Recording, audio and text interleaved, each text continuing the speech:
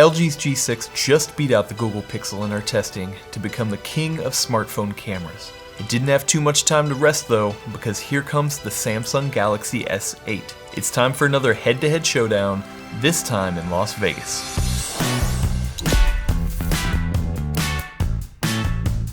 First, let's talk specs. LG G6's main shooter sports a 13 megapixel sensor, an f1.8 lens, and optical image stabilization. Samsung's camera is largely the same from last year, with a 12 megapixel sensor, an f1.7 lens, and dual pixel autofocus. All the specs look good on paper, but that's why we take them out to test in real-world scenarios. I'll also add that I'm testing these cameras the way most people use them, in auto mode. That means straight out of the pocket, using the stock app with HDR set on auto. The only setting I'm changing is megapixel count, going for the full resolution of each camera. Now that we've covered that, let's move on to the test results. The main areas I'm focusing on are color, clarity, and range. First up is color, and what I'm looking for here is accuracy, vividness, and how the camera balances color temperature. Samsung has a history of really pushing saturation, and while I can happily say they've eased off on it, the S8 really stumbles with color temperature.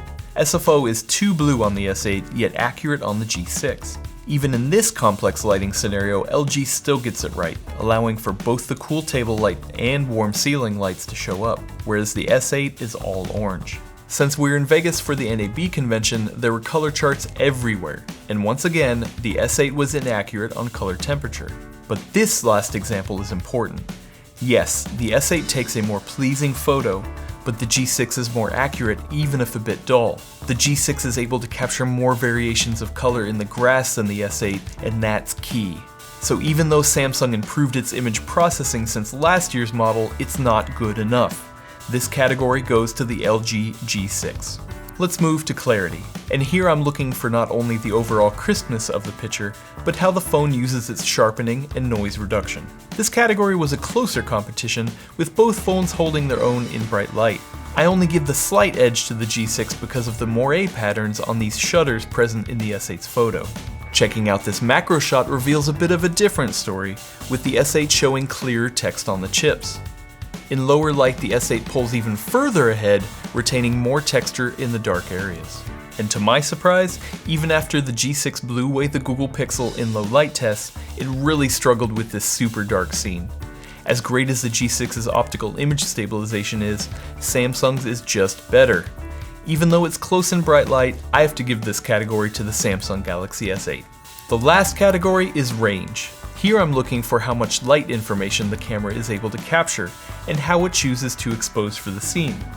The histogram is our friend in this category, and here's the basic way to read it. All of the information on the right side of the histogram represents the bright areas of the image, while the left side represents all of the dark areas of the image. You want the exposure to fall somewhere in between, otherwise you start to lose information. This first photo is pretty simple, but shares an overarching theme I noticed between the two phones.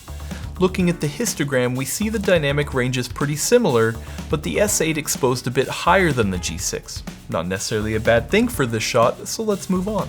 Here again, the G6 is a bit darker than the S8, and we can see that in the histogram. But we also start to see that we're losing information in the highlights. Once again, not horrible for this shot, but it's starting to worry me. We move on to this next scene, and we finally start to see a problem.